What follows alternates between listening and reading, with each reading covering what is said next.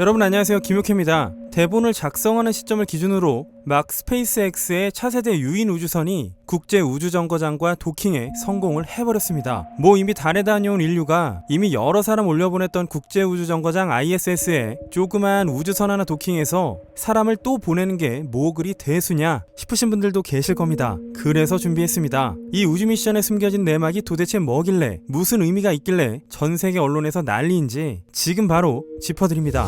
이 프로젝트 왜 한 걸까요? 민간 우주기업 스페이스X, 인터넷 검색만 해도 정보가 수두루둑둑 나오죠. 로켓을 재사용해서 우주비행에 쓰이는 비용을 압도적으로 절약한다든지, 유인 우주선으로 조만간 인류를 우주로 관광 보내버릴 수도 있다든지 말이죠. 그런데 이 회사가 그동안 꾸준히 해온 일이 있습니다. 바로 국제 우주정거장에 물자를 수송하는 일이죠. 네, 우주택배 되시겠습니다. 이건 원래 나사가 했어야 하는 일이었지만 스페이스X에 위탁하고 있었는데요. 스페이스X만이 아니라 오비탈 8K라는 또 다른 민간 기업도 가세하고 있었습니다. 아무튼 나사가 안 하고 얘네 보고 해보라며 넘겼어요. 왜냐고요? 비용이 싸거든요. 얼마나 쌀까요?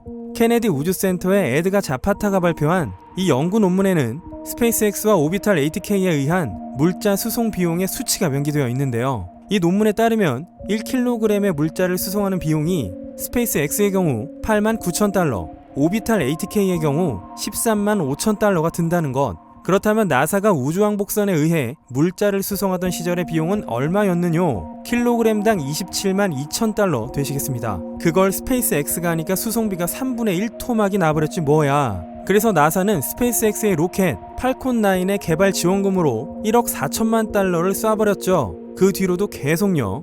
그런데 그 돈이 아깝지만도 않은 것이 미국 재무부가 초기 투자분을 이미 회수했고 세수 및 고용 창출의 효과마저 있었습니다. 그래서 나사는 생각했죠. 이거 사람 좀 쏴올리는 것도 싸게 먹히겠는데? 라고요. 그나저나 아까 1kg에 89,000달러라고 말씀드렸는데 거기에 여러분의 체중을 곱하면 그게 스페이스X가 여러분을 우주택배로 날려버리는 비용이 되겠죠. 아무튼 나사는 스페이스X, 보잉사와 ISS의 우주비행사를 이송하는 작업을 위한 계약을 체결. 두 기업 중 스페이스X가 최초의 민간 기업에 의한 우주비행사 이송 작업을 이제야 드디어 비로소 결국 하게 된 겁니다. 4명의 우주비행사를 ISS로 보내는 비용은 스페이스X가 405만 달러, 보잉이 654만 달러 정도로 예상을 했는데요. 물론 막대한 액수지만 우주 왕복선을 쓰는 것보다는 훨씬 싸게 먹히는 셈이었죠. 나사가 계산기를 두들겨 보니 37에서 39% 정도 비용을 아낄 수 있다는 결론이 나온 것이죠. 그렇게 이 프로젝트가 시작이 됩니다. 스페이스X는 회사 탄생 후 20년간 이어진 각고의 노력 끝에 자사의 유인 우주선과 로켓을 사용 우주비행사 더그 할리와 밥 벤켄 이 두 명을 우주로 쏴 올렸고 5월 31일 23시 16분부터 시작된 ISS와의 도킹 작업도 성공을 했습니다. 미국에서 유인 우주 비행 임무를 수행하는 것은 2011년 7월 이후 9년 만이고 민간 우주선이 궤도에 올라 도킹까지 성공을 한 것은 이번이 처음입니다. 스페이스X가 이번 임무에 사용한 것은 재사용 가능한 로켓 팔콘9과 유인 우주선 크루 드래곤인데요. 이 우주선은 나사의 상업 승무원 수송 개발 프로그램의 일환으로 6년 정도 공을 들여 개발을 했는데 크루 드래곤의 승무원 캡슐 부분이 공개된 게 2015년 9월이었습니다. 이때 미래지향적인 멋진 인테리어를 공개한 바가 있었는데요. 5개의 시트와 2개의 보조 시트를 포함 우주선의 정원이 총 7명이었던 것을 보면 2명을 올린 지금보다는 더 원대한 계획이 있었던 것 같죠. 캡슐에는 4개의 창문이 있어서 승무원이 지구나 달의 모습을 관찰할 수 있고요.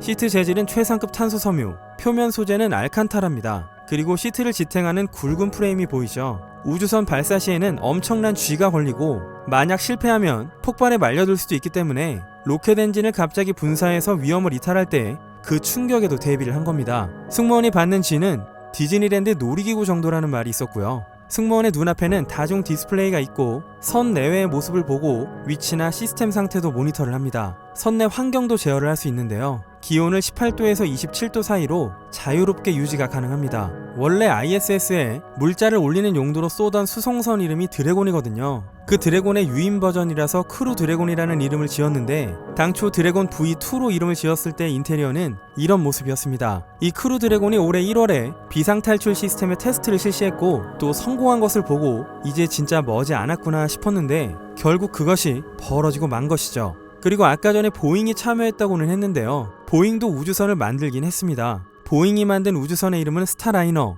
작년 12월에 ISS와 도킹을 하다가 실패를 했고요. 얘가 또 2월에는 소프트웨어 버그가 발생을 합니다. 우주로 갔다가 귀환도 못할 수준이라는 말이 있었는데 아니나 다를까 치명적인 문제가 발생을 했고 무려 대기권에 돌입하기 2시간 전에 수정 코드를 보내서 한 끗 차이로 박살을 면했습니다.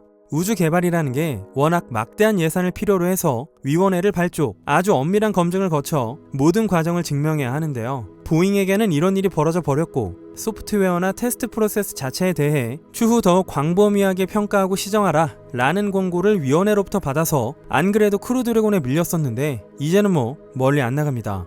이 프로젝트의 과정들을 짤막하게 살펴보죠. 크루드래곤에 탑승하기 위해 가족들에게 작별 인사를 하고 제39 발사 시설로 향하는 할리와 벤켄의 모습이고요. 거길 또 테슬라 모델 X를 태워 보냈죠. 그리고 발사의 순간입니다. 쭉 올라가서 메인 엔진의 연소가 끝나고 분리되는 장면입니다. 그 다음 세컨드 스테이지 엔진이 점화가 됩니다. 이걸 쏘기 전에 가장 큰 변수가 날씨였거든요. 다행히 기상 상태는 좋았고요. 쭉쭉 진행이 되죠. 팔콘 9은 해상 로켓 회수선에 무사히 착륙을 했고요. 그리고 크루드래곤이 도킹까지 성공을 하죠. 크루드래곤과 ISS의 도킹은 우주비행사가 일절 조작하지 않고 자동으로 되게끔 설계가 되었습니다. 물론 우주비행사가 전용 단말기에 도달하면 터치스크린으로 우주선을 수동 제어할 수 있는데요. 크루드래곤이 ISS에 도킹할 때 이 수동 조종 기능을 테스트한 후에 자동 도킹을 진행한 겁니다. 헐리가 말하길 수동 조종할 때는 늘 연습하던 시뮬레이터처럼 조작을 했고 엔데버는 아주 잘 날아줬다고 하는데요. 크루드래곤을 엔데버라고 호칭하고 있는 게 좀 재밌었죠. 엔데버는 ISS의 최초의 승무원을 탑승시켰던 ISS 전용 우주 왕복선의 이름이었기에 깊은 의미가 느껴지는 대목이었습니다. 이렇게 3시간에 걸쳐서 도킹 작업을 마치고 두 사람이 ISS에 탑승하면 ISS에 머물던 미국과 러시아의 우주비행사 3명으로부터 따뜻한 환영을 받습니다. 헐리는 이 장엄한 ISS의 일원이 될 수 있어서 영광이다 이렇게 말을 했고요. 잠은 잘 잤느냐 라는 물음에 벤켄은 첫날 밤은 좀 힘들었는데 크루드래곤이 매끄럽게 비행하면서 선내 공기의 흐름도 좋았고 멋진 밤을 보냈다. 나도 더그도 7시간 정도 푹 잤다고 대답. 이때쯤 테슬라 주식이 치솟는 소리가 우주 머나먼 저편에서부터 들리더라고요. 자, 그럼 이게 도대체 뭐가 그렇게 개쩌는 일인지 알아봅시다. 첫째로 앞으로 몇 년 동안 정기적으로 나사의 우주비행사를 비용이나 시간, 방법에 있어 비약적으로 향상된 효율성을 바탕으로 ISS에 쏴올릴 수가 있습니다. 팔콘 9은 발사하고 약 12분 만에 크루드래곤을 궤도에 올렸고 그 후 약 19시간 만에 ISS에 도킹을 시도, 3시간 만에 성공을 했죠. 다 합쳐서 하루도 채 안 걸린 겁니다. 둘째로 이제 나사는 러시아의 도움을 받지 않아도 됩니다. 이게 도대체 무슨 말이냐면요. 그동안 물건은 보낼 수 있었지만 2011년 7월에 발사된 우주선 이후 나사가 우주비행사를 ISS에 올리려면 러시아의 유인 우주선인 소유주호를 사용해야 했었거든요. 그 비용만 회당 약 8천만 달러입니다. 미국이 ISS에 사람을 우주 택배 보낼 때마다 그렇게 러시아에 의존을 해왔던 것이죠. 셋째로 이제 민간 차원의 우주 개발이 더 빠르게 더 멀리 도약할 수 있습니다. 지금까지의 인류의 우주 개발은 전부 정부기관이 우주선을 설계하고 제조하고 개발하고 운용해 왔었는데요. 2014년에 나사가 스페이스X와 계약하고 당초 2017년에 계획을 실현하고자 했으나 기술적인 문제나 테스트 실패가 겹치면서 지연되어 왔었죠. 그런데 결국 이걸 민간 기업이 해버린 겁니다.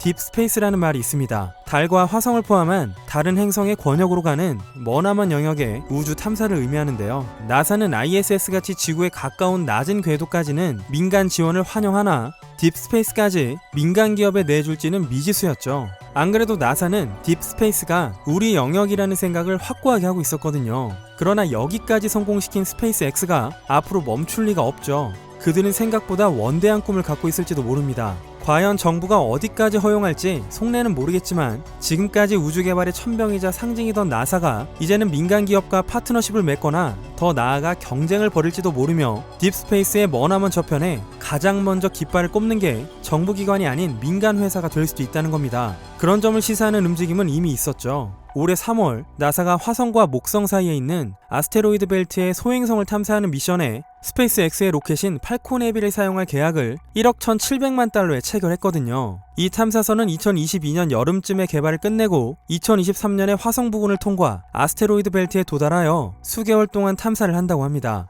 돌이켜보면 이 팔콘 헤비는 이미 2018년 2월 6일에 발사 실험에 성공을 했었습니다. 여러분들도 잘 아시는 우주에서 오픈카 띄웠던 이 이벤트가 바로 그거였고요. 이게 또 2019년 4월에 사우디아라비아의 통신 위성을 발사하는 데 쓰이면서 이미 상용화도 된 바가 있기 때문에 이 역시 너무 먼 얘기가 아닌 것이죠. 그리고 넷째로 인류는 민간 장거리 우주여행에 급속도로 다가가게 됐습니다. ISS까지는 이미 올릴 수 있었지만 장거리 우주 여행이라고 말하는 이유는 스페이스X가 생각하는 우주 여행의 도달 고도가 ISS까지의 거리의 두세 배나 되기 때문입니다. 이미 스페이스X는 지난 2월 18일에 미국 버지니아에 본사를 둔 우주 여행사 스페이스 어드벤처와 제휴를 마쳤죠. 이번 프로젝트가 보여줬던 절반의 성공은 이렇게나 아주 큰 의미가 있는 약진이었습니다. 방금 절반의 성공이라고 말해서 의아하시죠? 아직 크루 드래곤에겐 남은 목적이 있습니다. 택배를 보냈으면 반품도 가능해야죠. 두 사람을 ISS에 올리고 끝난 게 아니고요. 이 두 사람을 데려와야 합니다.